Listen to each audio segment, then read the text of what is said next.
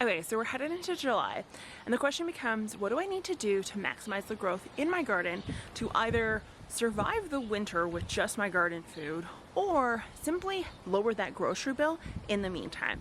Well, I'm going to give you some tips and tricks on what you need to do in July for your garden to get it to the end of the year, but also have a harvest of those things that may not be harvestable very soon. Step one is going to be pruning as well as weeding. So just in general, removing that excess plant growth that is not necessary for the survival of your plants. So a lot of different things can be pruned. Zucchinis can be pruned, tomatoes can be pruned, herbs, definitely something you want to prune before they go and flower on you. If you have flowers, you can deadhead, which is important to keep those flower cycles going, to keep those pollinators coming in continually. Pruning and weeding is going to be key to maximizing your garden results. Step number two is going to be starting your next set of seeds. So inside of this, I have lettuce. Lettuce is definitely something that is going to start to bolt and begin to taste a little bit sour. So getting your lettuce started again to put outdoors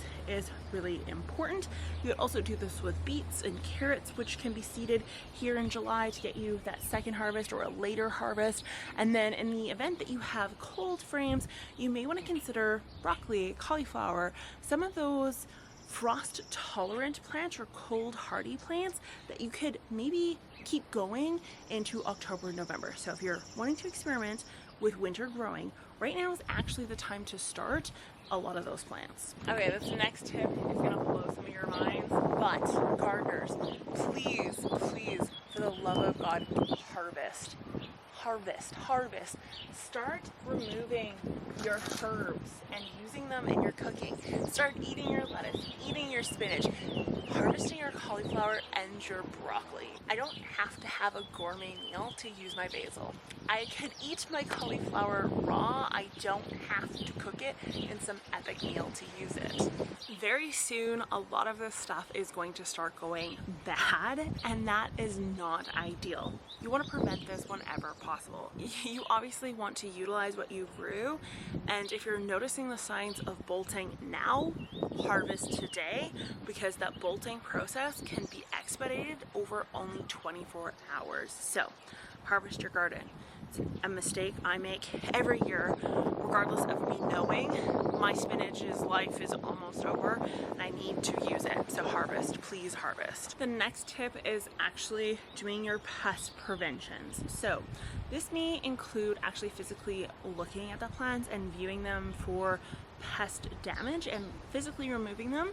Applying like an insecticide if that's what you're choosing to use, whether that be like a cayenne pepper organic route or something more chemical. No judgment here, whatever works for you. You can also start adding things like diatomaceous earth, another organic compound that can help against pest pressure. But pest prevention is going to be huge. Actually putting the physical structures in place that your plants need to grow. This could mean trellising your plants and actually fastening them to the trellis themselves.